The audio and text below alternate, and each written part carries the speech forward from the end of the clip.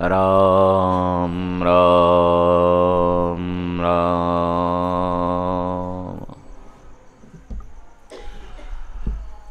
अखिल गुण निधान सच्चिदानंद घन करुणा वरुणालय भक्तवत्सल भगवान श्री पांडुरंगाच्या चरणावर मनपूर्वक साष्टांग अभिवादन करो।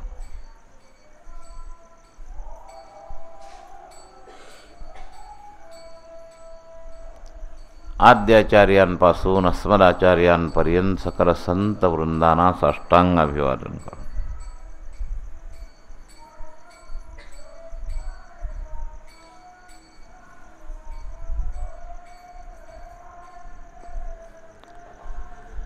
पहाटेच्या पवित्र प्रहरामध्ये, पवित्र धामामध्ये, नामसिद्ध भूमीमध्ये नाम करण्याच्या, नाम घेण्याच्या संकल्पानं उपस्थित असणाऱ्या नामधारकांबद्दल सद्भाव प्रकट करून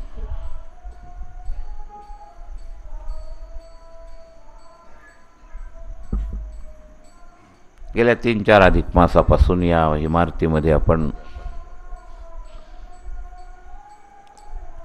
12-13 कोटीचा संकल्प घेऊन साधकांना या ठिकाणी नाम घ्यायला लावतो।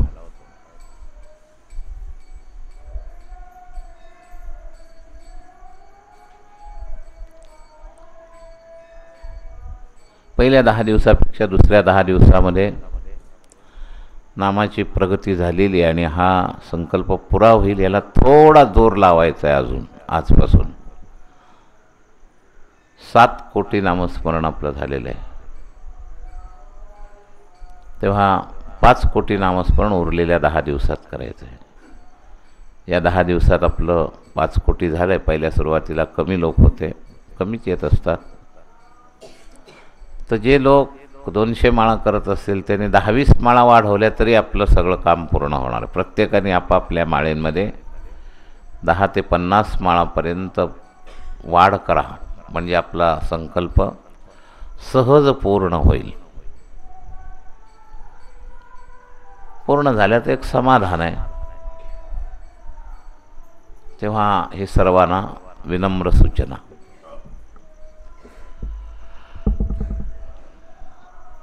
आपलं आध्यात्मिक जे चिंतन चालू आहे, या चिंतनामध्ये मोह निवृत्ती,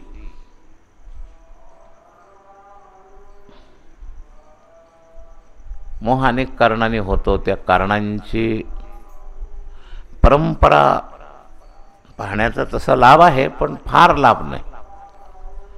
ते डोंगरे महाराज दृष्टांत सांगायचे ना, एक गृहस्थ आपल्या घरातल्या सोहळ्याचं आमंत्रण द्यायला गेला। 25 ठिकाणी आमंत्रण दिलं आणि आमंत्रण देऊन घरी आला आणि त्याचं आपल्या धोत्राकडे लक्ष गेलं तर डांबरासारखा एक काळा डाग त्याच्या धोत्राला पडला होता। तर डाग पडल्यानंतर तार्किक बुद्धी, हा डाग कुठं पडला असं त्याच्या डोक्यात विचार सुरू झाला। इथपर्यंत ठीक होतं, विचार येणं हे ठीक आहे। कृती काय सुरू केली, जेवढ्या ठिकाणी तो आमंत्रणाला गेला होता त्या प्रत्येक ठिकाणी जायला लागला। इथं बसलो होतो का, इथं डाग पडला का, इथं डाग पडला का। 7-8 ठिकाणी गेला, त्याला काही डागाचा शोध लागला नाही, बसलेल्या जागा स्वच्छ होत्या। तर शोध लागण्यापूर्वी त्याला एक उपदेशक भेटला, एका ठिकाणी गेला जिथं आमंत्रणाला गेलता। तर तो म्हणला इथं डाग पडला का, तिथंही पडलेला नव्हता, पण त्या गृहस्थाने त्याला एक संकेत केला, बेटा तू कितीही शोध केला तरी शोध केल्याने डाग जाईल का, इतका वेळ शोध करण्यात घालवण्यापेक्षा तू जर ते धोतर धुवून टाकलं तर डाग निघून जाईल। सोपा मुद्दा। तेव्हा काही गोष्टी अशा असतात की दोषाशी फार चिकित्सा करण्याची सुद्धा गरज नाही। दोष झालाय हे स्वीकार झालं की तो निवृत्त कसा होईल याचा विचार करावा। तसं मोह या दोषाच्या बाबतीत असा विचार आपल्या डोक्यात आला पाहिजे की निवृत्ती कशी होईल. यो मामेव असम्मूढः जानाति पुरुषोत्तमम्. जो मोहरहित होऊन मला जाणण्याचा प्रयत्न करतो त्याचं सर्वश्रेष्ठ भजन आहे. स सर्वविद भजति माम सर्वभावेन भारत. 15व्या अध्यायातला 19वा श्लोक. न जाणण्याचं कारण भगवंतांनी स्वतः सांगितलं. मूढोयम न मजानाति मामेभ्य परमं व्यया. मूढ आणि मोह एकाच अर्थी शब्द आहे. जो मूढ आहे त्याला मी जाणला जात नाही. मूढतेचे अनेक प्रकार सांगितले. देवाला सामान्य समजणं. अवजानन्ति मां मूढाः मानुषीं तनुमाश्रितम्. माणसाच्या सारखा देवाने धारण केलेलं असतं शरीर. रामाला आईवडील होते, भाऊ बहीण होते, प्रजा होती, राजा होता. राम हा मानव आहे. कृष्णाला आईवडील होते. तर आपण अवतारी कित्येक देवाच्या बाबतीत त्याच्यामध्ये मानवीपणाचा आरोप करतो. आणि स्वतः देवच म्हणलेत की ज्याला जो मला मनुष्यासारखा सामान्य समजून माझं भजन करतो त्याला माझं तत्वतः रूप कळत नाही. मग हा जो भ्रम होतो, संतांच्या बाबतीत सुद्धा आपला असाच भ्रम आहे. संत म्हणजे तुमच्या आमच्यातले एक एक. देवतेची संत, देवतेची संत, निमित्त त्या प्रतिमा. ज्ञानशक्ती बाबतीत सुद्धा असा भ्रम होतो. तत्वज्ञान आणि सामान्य ज्ञान आपण एकाच पारड्यात घालतो. आपल्या स्वतःला कधी कधी ज्ञानी समजण्याचा भ्रमसुद्धा या भौतिक बुद्धिवादातूनच आपल्या डोक्यात बसतं. आपण फार हुशार आहे ना, आपल्याला फार कळतं. आम्ही एवढे कॉम्प्युटर इंजिनियर, आम्हाला प्रवचन न कळायला काय झालं? भ्रम आहे. तत्वज्ञानात भ्रम असतो, संतात भ्रम असतो, ईश्वरामध्ये भ्रम असतो. आणि तो सामान्यत्वाचा भ्रम आहे. हे एक मोहाचं स्वरूप आहे. जसं देहाध्यासाचा भ्रम आहे, देहाध्यासाचं समर्थन हा एक भ्रम आहे. याविषयीची आपण 2 दिवस चर्चा केली. आणि याकरता आळस सोडण्याचा विचार झाला. या भ्रमामध्ये अडकवणारं मीडियाचं समर्थन जे आहे ते काढा. टी व्ही पाहणं बंद करा परमार्थिक माणसाने. पेपरसुद्धा जगात वावरता, हेडिंग वाचा, महत्त्वाची बातमी संपली की बारक्या बातम्या काय, तुम्ही किती बलात्काराच्या बातम्या वाचून तुम्हाला काय फायदा? त्यांना तर तीच बातमी वाटते. त्यांना ती चांगलं एखाद्या कार्यक्रमाची बातमी वाटत नाही. आपला वेळ मात्र वाया जातो. इथं दरोडा पडला आणि इथं बलात्कार झाला आणि इथं गुंडगिरी झाली आणि इथं चोरी झाली, याच्यापेक्षा निम्म्याला वर बातम्या सगळ्या याच असतात. ते पेपरचं सुद्धा वेळ वाया घालवणं आहे. टी व्ही, पेपर आणि व्यक्तिगत जीवनामध्ये तुम्हाला मायेमध्ये ओढणारा हा मोबाईल. साधन काळात तरी मोबाईल बंद ठेवा. इतर वेळेला व्यवहाराचं साधन म्हणून जरी तुम्ही त्याचा उपयोग करत असला एकमेकाशी संपर्क साधताना, ज्या वेळेला तुम्ही साधना कराल त्यावेळेला मोबाईल बंद ठेवत जा. मग ती पंढरीची वारी असो, अधिक महिन्यातलं इथं राहणं असो, नवे नवे घरातल्या पूजेचा वेळ असो, मोबाईल बंद ठेवा. तुमची पूजा बाजूला राहील. फारच जर निष्ठावान कळकळीची तळमळ असेल ना तर मोबाईल ठेवूच नका. पण व्यवहारातली ही गोष्ट सांगून सुद्धा सगळे लोक ऐकू शकणार नाहीत. म्हणून मी सगळ्यांकरता अशी ऑर्डर देऊन माझं वचनाचं कमीपणा करत नाही. पण साधन काळात हा मोबाईल आपल्याला कसं खेचतो याचं आपण आत्ताच उदाहरण पाहिलं. एका दिवसात येणारी व्यक्तीसुद्धा गेली ती तिकडंच पराभव. आपल्या समोर ही सगळी उदाहरणं घडतात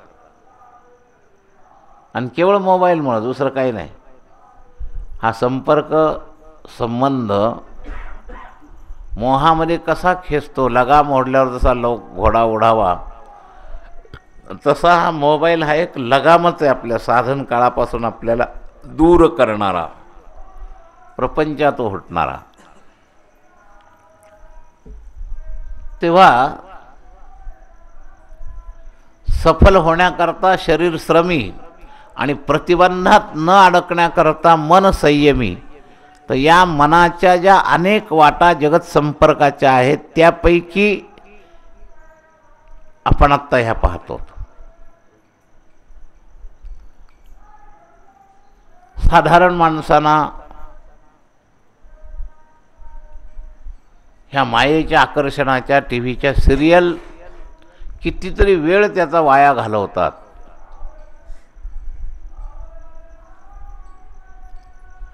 किती वेळ आपण त्याच्यात वाया घालवला हे त्याच्या लक्षातच येत नाही.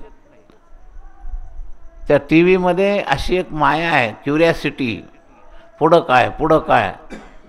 तो भजन करायचं सोडलं, अर्धा तास आधीपासून वाट पाहिजे किती वाजले, ते 7ला सिरियल लागते, आता किती 6:45 झाले.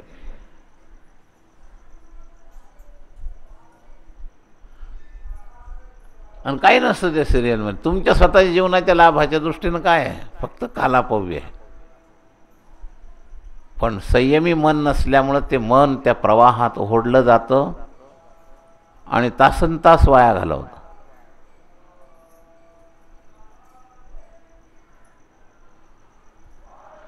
हा संयम का नाही आला, सत्संग कमी केला. बुद्धी विवेकवती बनण्याकरता बिनु सत्संग विवेक न होई, राम कृपा बिनु सुलभ न सोई.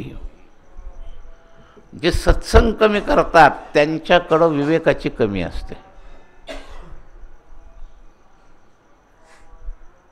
पुस्तकी सत्संग 2 नंबरचा आहे. प्रत्यक्ष साधू असणाऱ्याच्या संगतीमध्ये सत्संग व्हायला पाहिजे. साधू या श्रद्धेतून त्या शब्दाकडे जर एकाग्रतेनं पाहिलं. पुस्तकी सत्संग तहान भागवण्यासारखं आहे. दुधाची ताकावर तहान भागवतो, सापेक्षात आहे तो सत्संग. पुस्तकी सत्संगामध्ये पर्सनल ट्रीटमेंट होत नाही. आता मग आमची एवढी पुस्तकं आहेत, पुस्तकात सत्संग होतो पण पर्सनल ट्रीटमेंट प्रत्यक्ष संतांच्या संघातच होते. रोगाची औषधं डॉक्टरी पुस्तकात लिहिलेली असतात, पण त्याचा आपल्या रोगाशी ताळमेळ घालण्याकरता प्रत्यक्ष डॉक्टरच्या हातात नाडी द्यावी लागते.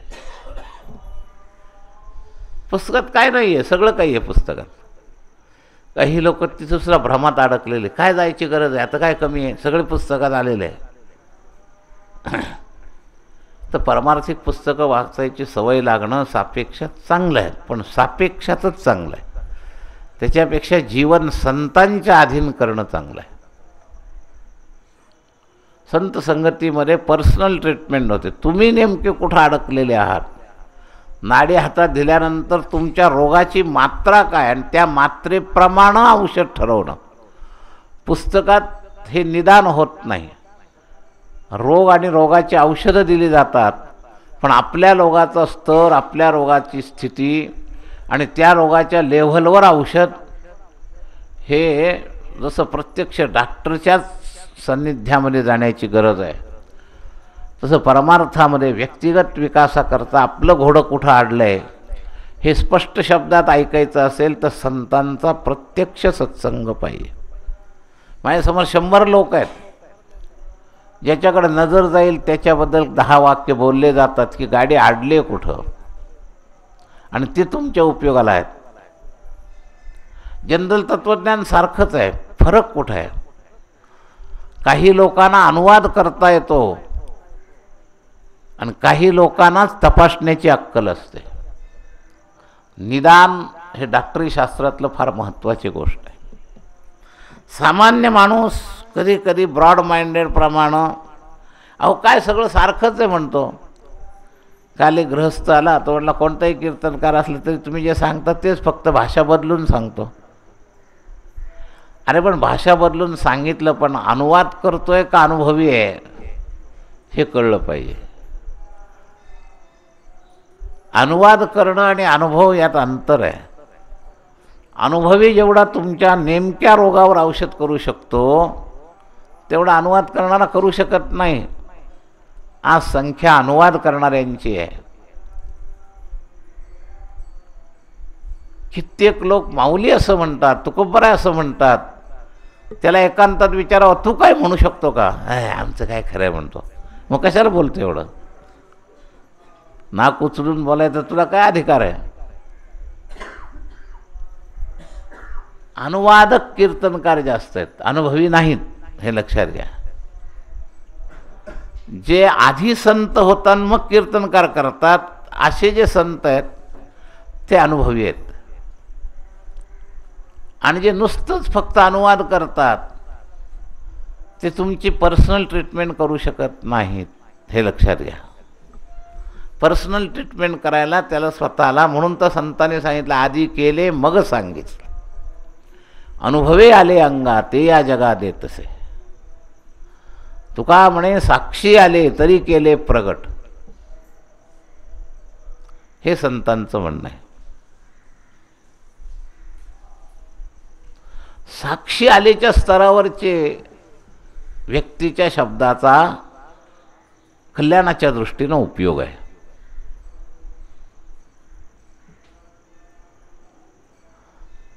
तर वक्त्यांचं ऐका असं नाही. तुका म्हणे साक्षी आले अशा अनुभवी लोकांचं ऐका. मग ते थोडं असलं साध्या भाषेत असलं तरी त्याला वजन आहे. ज्या त्या क्षेत्रात ज्याची तळमळ अनुभव निष्ठा असेल ना, आतून तळमळ लागते. तुम्हाला प्रारंभिक लेव्हलला शिकवणारा संत सुद्धा आतून तळमळ लागतो. सगळे सारखे नसतात. आज भारतीय लेव्हल, महाराष्ट्र लेव्हलवर साध्या आचरणाकरता, पहिल्या आचरणाकरता या दोन संतांच्या नावाखाली स्वच्छता अभियान सुरू झालं, गाडगेबाबा आणि तुकडोजी महाराज. संत त्या कक्षेत तरी अनुभवी आणि तळमळीचे होते त्या काळात. त्यांच्या स्वतःच्या काळामध्ये त्यांनी नुसतं लोकांना सांगितलं नाही, लोक हो तुम्ही असं करा, सकाळी उठून स्वतः खराटा घ्यायची जिथं जातील तिथं. हे त्यांच्या अंगात उतरलेलं होतं. नुसतं सांगत बसत नव्हते. आणि त्या तपश्चर्याचा परिणाम जिथं गाडगेबाबा जातील ते गाव आपोआप बिनबोभाट. गाडगेबाबा लागले की सगळं गाव लागायचं स्वच्छतेला, न सांगता. एखाद्या साध्या गोष्टीत सुद्धा वजन कधी येतं शब्दात, त्याच्याकरता तुम्हाला हे उदाहरण सांगेन. महाराजांचे शब्द फार साधे असायचे, अगदी अशिक्षित साधे भोळे शब्द होते. गाडगेबाबांना वास्तविक माझ्या काळात होते, पण माझा पाहण्याचा योग नाही आला. पण जी काही सगळी माहिती आम्हाला पाहणाऱ्या लोकांना जवळून पाहायला मिळाली, अनेक लोकांनी त्यांच्या जवळ राहिलेले सेवेकरी माझ्याजवळ आहेत. तर त्याच्यातला एक मुद्दा होता, साधा आत्ताच्या काळातला होऊन गेलेला संत, पण ज्या मुद्द्यावर तो उपदेश करत होता, आधी केले मग सांगितले. लोक तुम्ही नाम घ्या, आम्ही काय करतो हा प्रश्न आहे.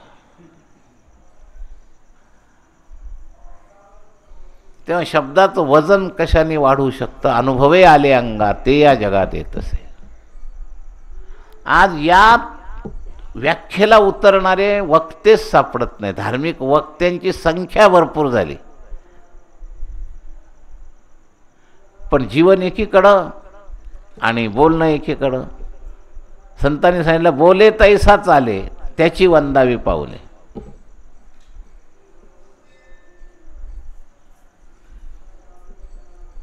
या साध्या साध्या गोष्टी आहे. साध्या कोणत्या शिक्षकच ना शेवटी, आणि गरजच आहे ना.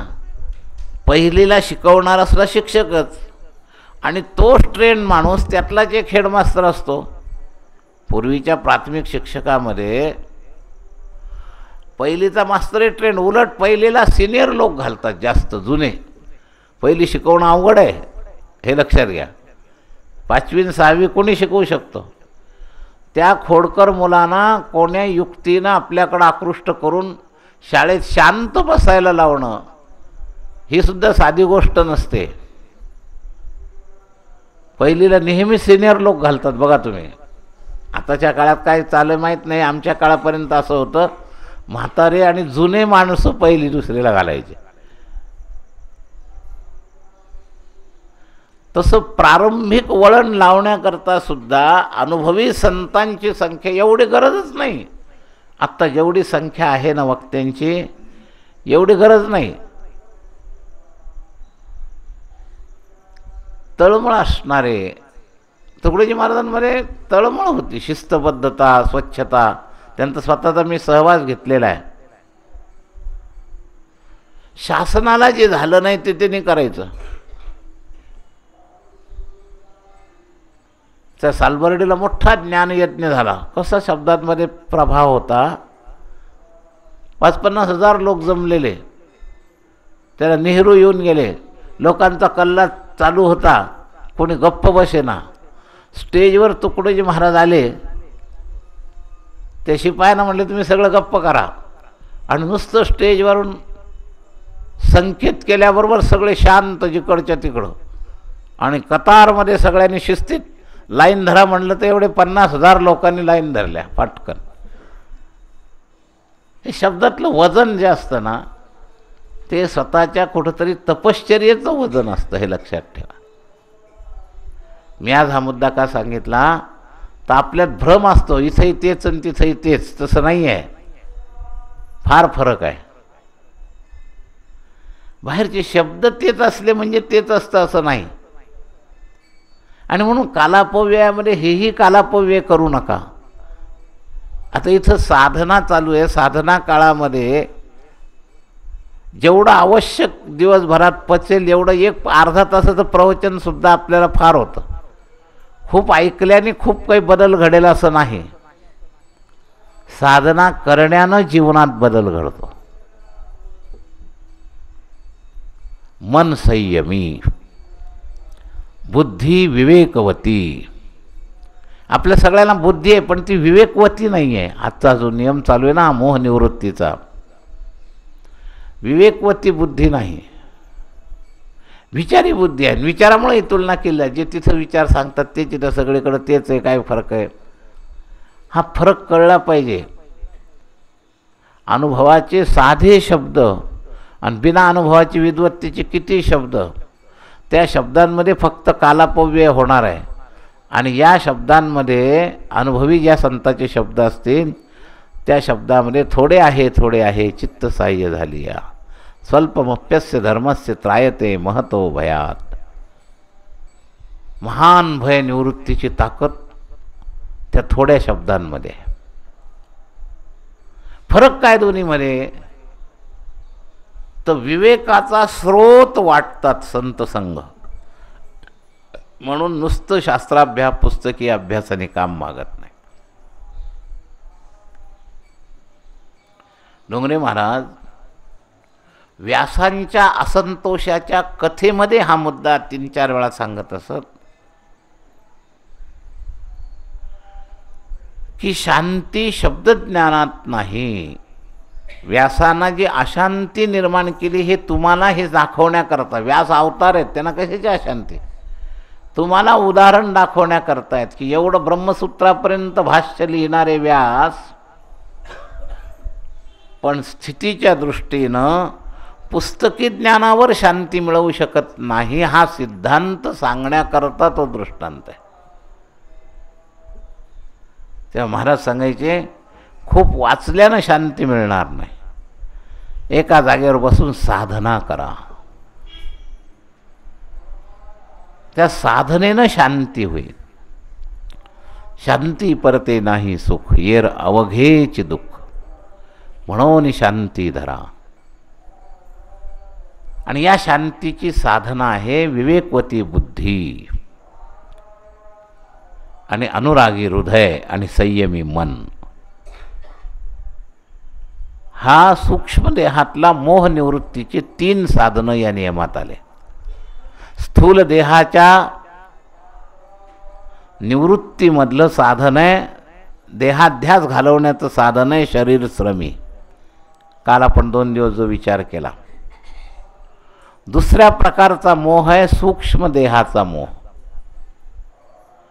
आणि या आपल्या 11 नियमामध्ये, या 9व्या नियमामध्ये जे टप्पे आहेत त्यातला पुढचे 3 टप्पे, शरीर श्रमी, मन संयमी, बुद्धी विवेकवती, हृदय अनुरागी, हे 3 टप्पे सूक्ष्म देहाचा मोह घालवण्याचं साधन आहे.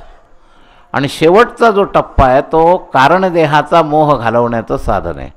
अहम को अभिमान शून्य करके अपने को सुंदर बनाना.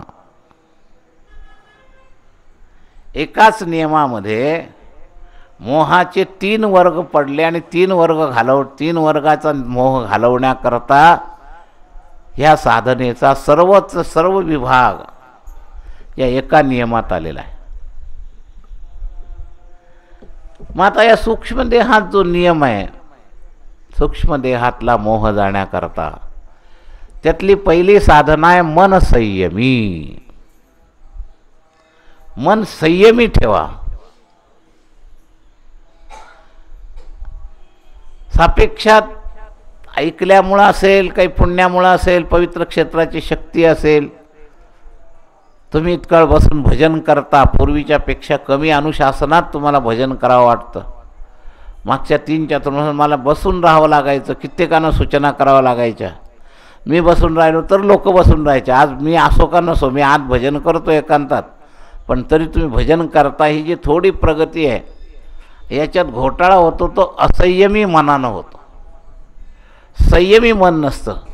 एका बाजूला जप चालतो आणि एका बाजूला वाटतं नाही तेवढं प्रदक्षिणा करून येऊन आपण, काय बिघडलं. बरं, एकदा सामुदायिक प्रदक्षिणा झालेली आहे, तेवढं आमच्या ठिकाणी सप्ताह चालू आहे, जरा तिथं जाऊन येऊ, नाही तर दर्शनालाच जाऊन येऊ. मला सापेक्षात चांगलं आहे दर्शनाला जाऊन येणं, एखाद्या कीर्तन प्रवचन ऐकणं, सापेक्षात प्रापंचिक काम नाही. पण साधनेत आलेला हा असंयमी मनाचा मोह आहे, असं आहे. आणि देखादेखी असते, एक गेले ना की दुसरी जाते. हे आम्ही पाहतो दररोज संध्याकाळी. काही एकीनं ती टूम काढली की एकीच्या मागं एक गपचूप, नाही असे सहज आता आलं तर गपचूप निघून जातील. एक पुढं जाईल, मग मागून दुसरी जाईल, मग तिसरी जाईल. आणि येणं केनं प्रकार येणं हे सगळं असंयमी मनाचं सूत्र आहे. संयमी मन नसल्यामुळं, संयमी मन ध्येयावर चालतं आणि असंयमी मन बहुशाखाय अनंताश्च बुद्धयो अव्यवसायी नाम. बहुशाखी असतं, हे करावं ते करावं ते करावं, ते झालंच पाहिजे ते झालंच पाहिजे. देखादेखी, हिनं केलं की आपण केलं पाहिजे, तिनं केलं की आपण केलं पाहिजे. मग त्याला 4 तास दर्शन, आपल्याला पण रोज दर्शन झालं पाहिजे. एकाच्या नादानं दुसरा. असंयमी मन असं भरकटत राहतं. लक्षात घ्या, माझा धाम मुद्द्याशी विरोध नाही, दर्शनाशी विरोध नाही, सप्त्याच्या कीर्तनाशी विरोध नाही, पण तुम्ही ज्या लेव्हलनं तिकडं जाता त्या पद्धतीशी विरोध आहे. असंयमी मन आमची जो अव्यभिचारेण भक्तियोगेन सेवते. साधनेच्या वेगवेगळ्या प्रकारात भरकटावं वाटणं हा सुद्धा एक व्यभिचारच आहे. हा सुद्धा एक व्यभिचार आहे. म्हणजे चालू साधनेवर विश्वास न ठेवता दुसऱ्या साधनेचं करावं वाटणं हा सुद्धा एक व्यभिचार आहे. हे लक्षात घ्या. अव्यभिचारेण, ज्या कामाकरता आलो त्याच कामाकरता आपण सवड द्यायला पाहिजे प्रधानतेनं. मग थोडंसं गेल्याने काय होतं, आमचं काहीच होत नाही, कुणाचंच काही होत नाही. तुमच्या साधनेत व्यभिचार घडतो हा दोष होतो. आमचं काय बिघडणार आहे. तुमच्या जागेवर दुसरे कोणीतरी येतच राहतात, इथलं साधना संकल्पाप्रमाणे होतच राहते. 1-2 लोक मधी गेल्याने काय अडलं, अजून 1-2 लोक आल्याने काय वाढलं, परत गेल्याने काय घटलं, काही घटत नाही. हे सगळं त्या गोमीला जसे अनंत पाय आहेत तसं या नामसाधनेच्या संकल्पाला अनंत पाय आहेत. आपण एका पायासारखे आहेत. आपण फार मोठा अहंकार बाळगायचं काही कारण नाही.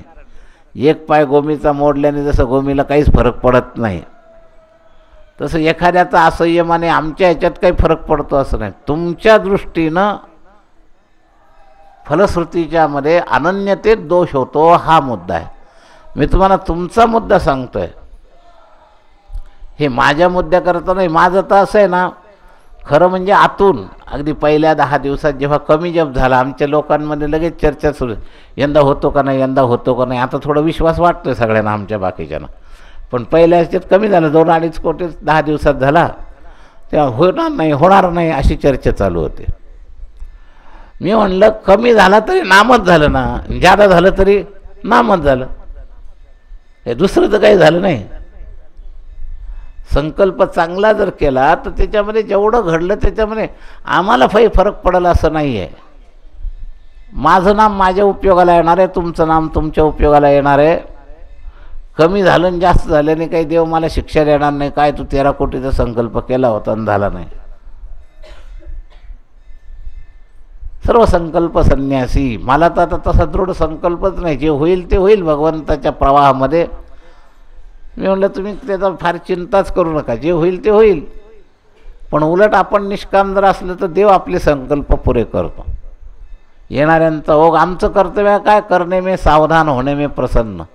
जेवढे आमच्या ग्रुपमधले त्यांना कळवणं. मागच्या चातुर्मासात ही थोडीशी चूक झाली होती मागच्या अधिकात. यावेळेला आमच्या परीनं आम्ही वार्षिक याच्यात अधिकाची माहिती लिहिली.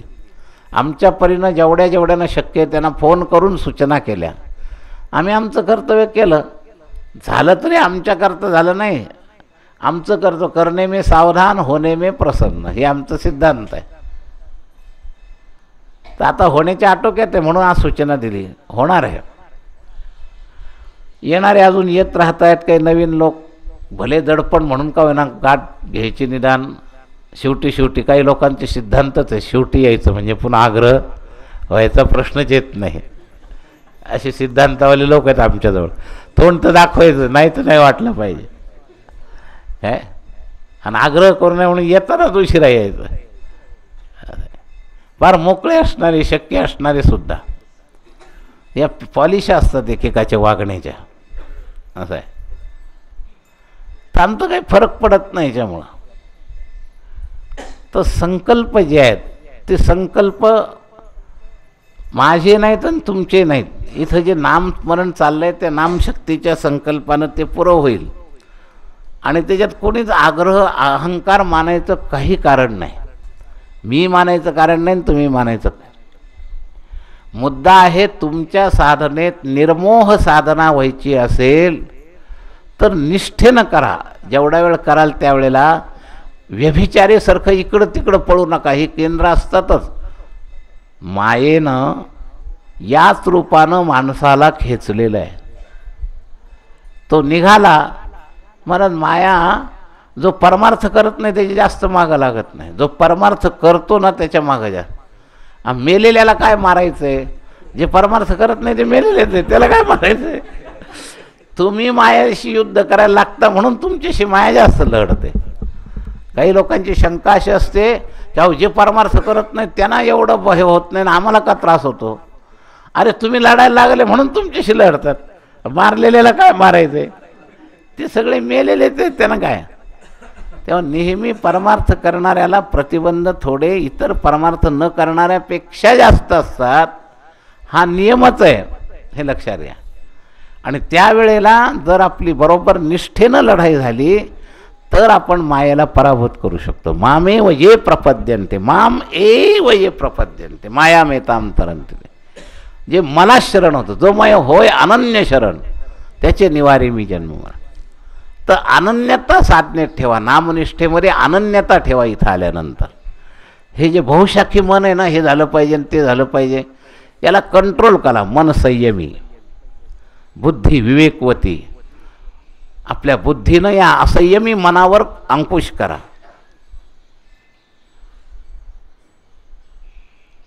तेव्हा हा मुद्दा सूक्ष्म देहाच्या मोहावर विजय मिळवण्याची ताकद निर्माण करणारी साधना आज मी तुम्हाला सांगतो. अव्यभिचारी भजन. आपलं व्यभिचारी भजन होत, थोडं हे थोडं ते थोडं ते. याचा अर्थ आपण मनाचा भोग करतो. याच्यात बरं नाही वाटलं की तिकडं तिकडं नाही. लहान मुलं नाही का थोडा थोडा वेळ इकडं तिकडं रमत असतात वेगवेगळे, तसं. तर थोडं तुम्ही नामधारक आहात. आता उरलेल्या 10 दिवसामध्ये हा विचार करा. तुमचे 2-4 वेळा दर्शनं झालेत, रोज एकदा निमित्तानं प्रदक्षिणेच्या निमित्तानं प्रदक्षिणा होते. नगर प्रदक्षिणेमध्ये सगळे मठातले संतांना प्रदक्षिणा होते, लक्षात घ्या. सगळे प्रदक्षिणा रोडच्या आत मुख्य संतांचे मठ आहेत. एका प्रदक्षिणेत सगळं होतं.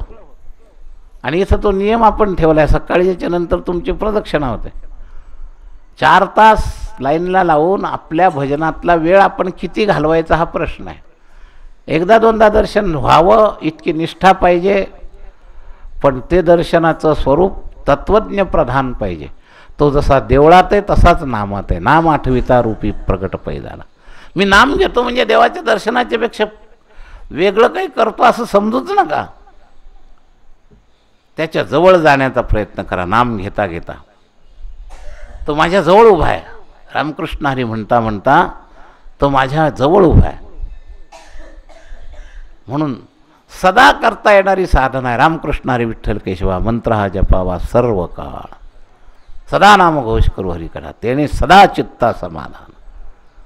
नामनामीचा अभेद आहे. नामात धामही आहे, नामात रूपही आहे. नामात काय नाही, नामात सर्व आहे, लक्षात घ्या. आपण नामधारक म्हणजे नामनिष्ठ भक्त आहोत हे लक्षात घ्या. धामाच्या शक्तीचा सहाय्यक आधार आपण घेणार आहोत, लक्षात घ्या. परिकरांच्या कृपेकरता प्रदक्षिणा रामकृष्णारी भजन करत करत जर घातली तर त्या प्रदक्षिणेच्या अंतर्गत नामदेवांची कृपा येणारे, नाथांची येणारे, तुकाराम महाराजांचे येणारे सगळे मठ आहेत त्याच्यात. संत कृपा नामनिष्ठेनं नुसत्या प्रदक्षिण, तुका नामा म्हणे प्रदक्षिणा आणि त्याच्या पुण्यानाही गणना. जो दर्शनाने लाभ आहे तो ज्या वेळेला 4 तास उभं राहून आपल्या साधनेत व्यत्यय येतो त्यावेळेला तितकाच लाभ नुसत्या प्रदक्षिणे नाही. अरे इतकंच नाही, नुसत्या नामानं सुद्धा आहे. एखाद्याने निष्ठेनं शरीर समजा प्रदक्षिणा घालू देत नाही, त्याने तेवढ्या वेळा तिथं भजन केलं तरी सुद्धा त्याला ते फळ मिळणारच आहे. पण आपली बहुशाखी एकशाखी होण्याकरता एक प्रदक्षिणा पुरे आहेत बस. म्हणून वारकऱ्यांनी इथं आल्यानंतर चंद्रभागे स्नान आणि त्याच्याबरोबर प्रदक्षिणा बस. तर एवढा विधी तर आपण करतोच इथं. यापेक्षा जास्त व्यभिचार नको. इथलचा कार्यक्रम ऐक, तिथलचा कार्यक्रम ऐक, तिथं थोडा वेळ हजेरी लाव. लोकांना आपली हजेरी दिसावी असं वाटते, फार किंमत असते असं काही नाही. काही लोक सगळीकडं हजर राहण्याचा प्रयत्न करतात, तोंड दाखवायला पाहिजे. त्यांना वाटलं पाहिजे मी तुमचा पण आहे, मी तुमचा पण आहे, मी तुमचा पण आहे.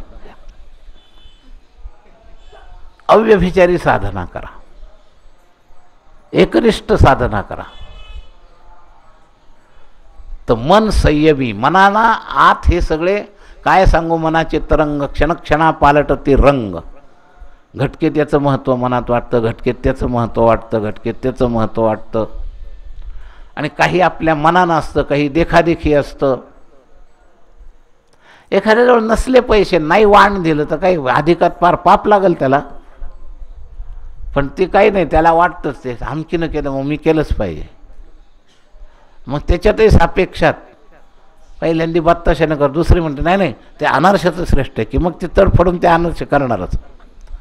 ठीक आहे, व्रत वैकल्य पहिल्या भूमिकेमध्ये दान धर्माच्या दृष्टीनं या सगळ्या शास्त्रात विधी आलेले आहेत, करावं याच्याशी विरोध नाही. पण त्याच्यापेक्षा एकनिष्ठ साधना करावी, त्याला जास्त महत्त्व आहे. एक गाव आम्ही विठोबाचे नाम, या पद्धतीनं एकनिष्ठ साधना करा. तुम्हाला हे जे स्थान दिलं आहे ते एकनिष्ठ साधना करण्याकरता आहे. तर ही व्यभिचारीपणा कमी करा. हा मोह, सूक्ष्म देहातला मोह घालवण्याची साधना आहे. मन संयमी बुद्धी विवेकवती. आपल्या बुद्धीला जे फाटे फुटतात ते कमी करायचे असतील ना, तर सकाळचा अर्धा तास म्हणजे अगदी जीवश्च कंठश्च बुद्धीला आणून ते शब्द ऐकायचे, त्याचं महत्त्व समजून घ्यायचं. आपल्याला काय सांगतायत, काही लोक म्हणतात काय नाही, इकडून ऐकलं आणि इकडून सोडून दिलं. अरे असं नाही, ते साठवा. श्रोत्यांच्या प्रकरणामध्ये डोंगरे मला सांगायचे ना त्या पद्धतीनं की त्या 3 बाहुल्या होत्या दिसायला सारख्या आणि किमतीत अंतर एकपट दुप्पट तिप्पट. का अंतर? सारख्या असून आणि त्या माणसाचा आग्रह तिने घेतल्या तर विकणार, नाही तर नाही, आणि किमतीत एकपट दुप्पट तिप्पट. शेवटी एकाने विचारलं, म्हणलं ठीक आहे तुम्ही म्हणतो तशी किंमत देतो, पण त्याचं रहस्य सांग. तो म्हणलं मला हे विचारणारच पाहिजे. या 3 बाहुल्यांमध्ये त्यांनी एक सिद्धांत भरलेला होता आणि मग तो सिद्धांत दाखवला. बाहुल्या बाहेरून एकदम सारख्या, पण श्रोत्याचे 3 प्रकार दाखवणाऱ्या त्या बाहुल्या होत्या. एका बाहुली सगळ्यात कमी किंमत जी होती ना, तिचं स्वरूप सांगितलं, या कानातून तार घातले की या कानातून निघून गेले. हे 3rd क्लास श्रोत्याचं वर्णन आहे. 2nd क्लास श्रोत्याचं वर्णन काय की त्याचा उपयोग उपभोगाकरता करणं. त्याच्या कानातून तार घातली आणि ती तोंडातून बाहेर आली, हा 2nd क्लास श्रोता. आणि 1st क्लास श्रोत्याच्या ह्याच्यात कानातून घातलेली तार हृदयापर्यंत गेली. तर शब्दांचा कर्मणूक म्हणून किंवा फक्त व्यवहार बुद्धी म्हणून ऐकून घ्यायचं, पुन्हा काहीच लक्ष द्यायचं नाही, हा 3rd क्लास श्रोता.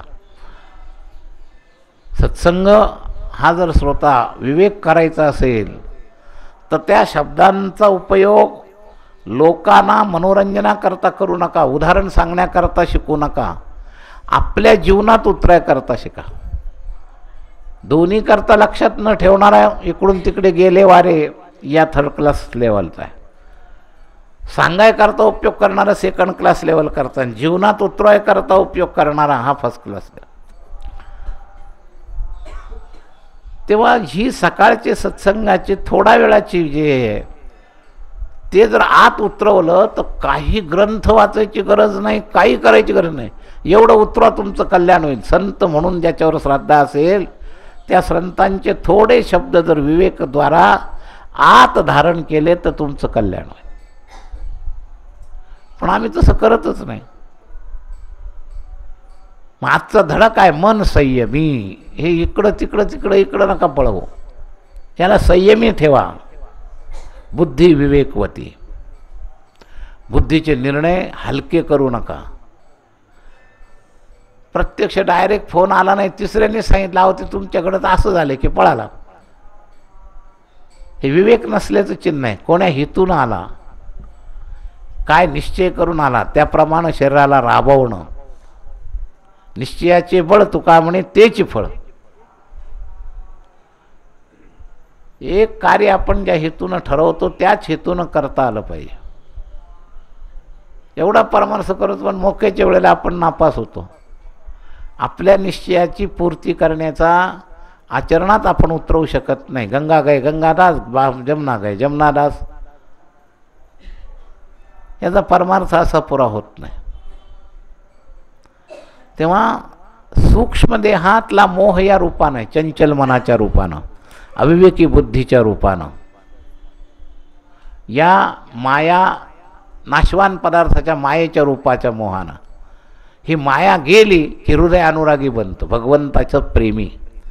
भगवत प्रेमी हृदयाला म्हटलं हृदय अनुरागी. हे 3 रस्ते आहेत बरं का सूक्ष्म देहाच्या मोह निवृत्तीचे. मन संयमी, बुद्धी विवेकवती, हृदय अनुरागी. याच्यातला काही विचार आज सांगितला आपण. अजून हेच प्रकरण सूक्ष्म देहाच्या मोह निवृत्तीची साधना, याला सहाय्यक 10वा नियम आहे. सिक्के से वस्तू, वस्तू से व्यक्ती. धारणात्मक संतांकडून आपली धारणा काय झाली पाहिजे. सगळ्यात मोठा भाग आहे सूक्ष्म देहाचा मोह निवृत्ती. स्थूल देहाच्या मोह निवृत्तीपेक्षाही मोठा पेपर आहे सूक्ष्म देहाची मोह निवृत्ती. विकाराच्या रूपाने हा सूक्ष्म देहाचा मोह आपल्याला फिरवत राहतो इकडं तिकडं. आणि हे मन निर्विकार होण्याकरता सूक्ष्म देहाचा मोह गेल्याशिवाय मन निर्विकार होत नाही. त्या चर्चेतला काही भाग आज सांगितला. उरलेला भाग आपण यथाक्रम उद्याला पाहू. पुंडलिक वरदा हरिविठ्ठल श्री ज्ञानदेव ज्ञानेश्वर महाराज की. नाम भगवान सब संतन की जय जय श्री राधे श्याम।